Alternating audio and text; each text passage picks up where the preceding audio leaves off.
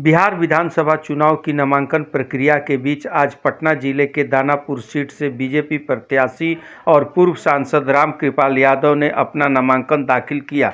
नामांकन के दौरान बीजेपी के स्टार प्रचारक और उत्तर प्रदेश के मुख्यमंत्री योगी आदित्यनाथ विशेष तौर पर पटना पहुंचे और विशाल जनसभा को संबोधित किया।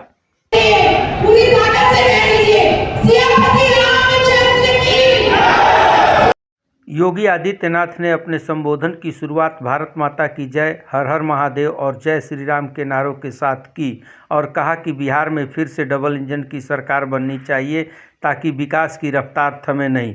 उन्होंने कहा कि 1990-2005 तक बिहार में अपराध, भ्रष्टाचार, परिवारवाद का बोलबाला था, जिससे राज्य की पहचान धूमिल हो गई थी। योगी ने महागठबंधन पर निशाना साधते हुए कहा कि कुछ लोग ने बिहार को अपराध की भूमि बना दी थी और अपराधियों को सत्ता का संरक्षण दिया था। योगी आदित्यनाथ यहीं नहीं रुके, उन्होंने इंडिया गठबंधन पर हमला बोलते हुए योगी ने कहा कि महागठबंधन फर्जी मतदाताओं को बढ़ावा देना चाहता है, जबकि एनडीए पारदर्शी लोकतंत्र का पक्षधर है। सीएम योगी आदित्यनाथ ने आगे कहा कि एनडीए की सरकार ने बिहार को अंधेरे से निकालकर विकास के रास्ते पर लाया है।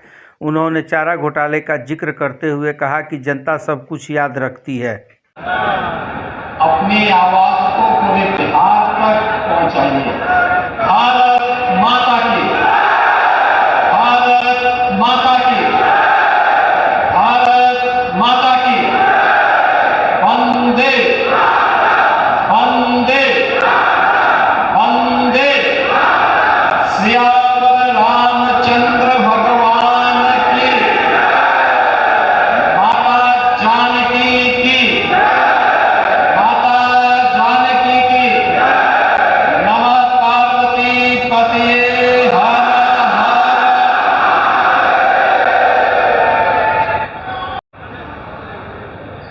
बिहार की इस पावन धरा को,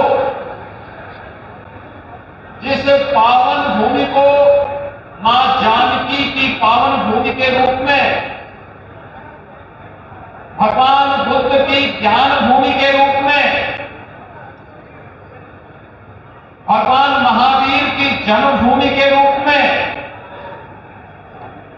लोकतंत्र की जननी के रूप में जाना जाता है।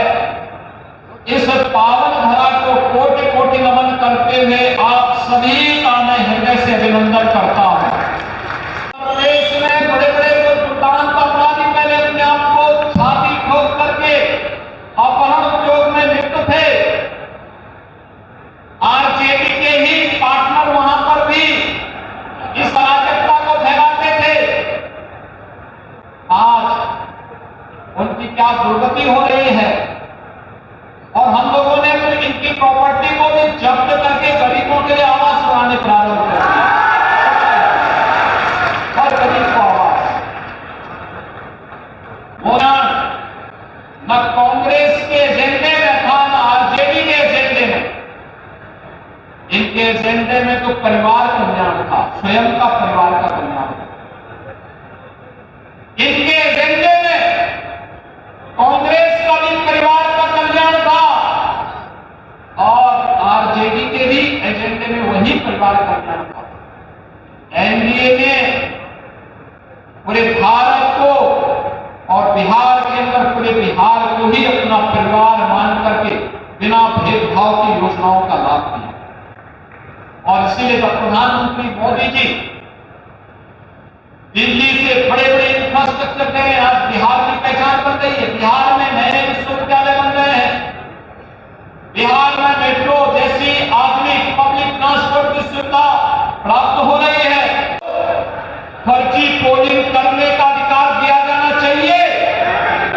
क्या यहां पर विदेशी घुसपैठियों को आकर के बिहार के गरीबों का, बिहार के दलितों का, बिहार के नागरिकों के अधिकार पर क्या उन्हें डकैती डालने की छूट देनी चाहिए? और भाइयों, आरजेडी और कांग्रेस फर्जी पोलिंग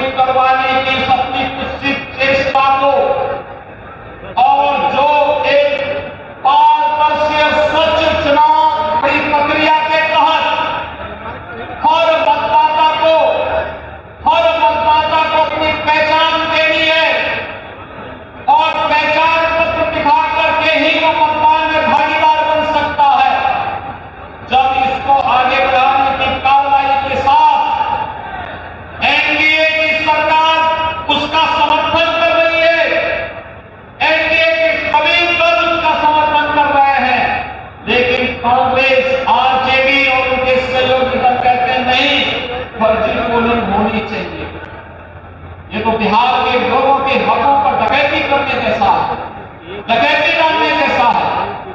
ये लोकतंत्र के लिए एक चुनौती है और यही कहने के लिए आपसे कहने के लिए आया हूं कि बहनों भाइयों, बिहार के नागरिकों को, बिहार के नौजवानों को, बिहार के दलितों को, बिहार के वंचितों को, बिहार के नागरिकों को उनके अधिकार से मजबूती के साथ, उस अधिकार में किसी को भी डकैती डालने का अवसर नहीं मिलना चाहिए। यह दिखाने के लिए आज जब चुनाव आयोग मजबूती के साथ आगे बढ़ा है, तब ये लोग दुष्प्रचार का सहारा ले रहे हैं। आप मुझे बताइए, मतदान करके एक गरीब के हक पर डकैती डालते थे, आज भी आरजेडी कांग्रेस उसी अपने कालखंड की ओर ले जाने का कुत्सित प्रयास कर रही है। और स्थितियों में हर मतदाता को जागरूक होकर मतदान करने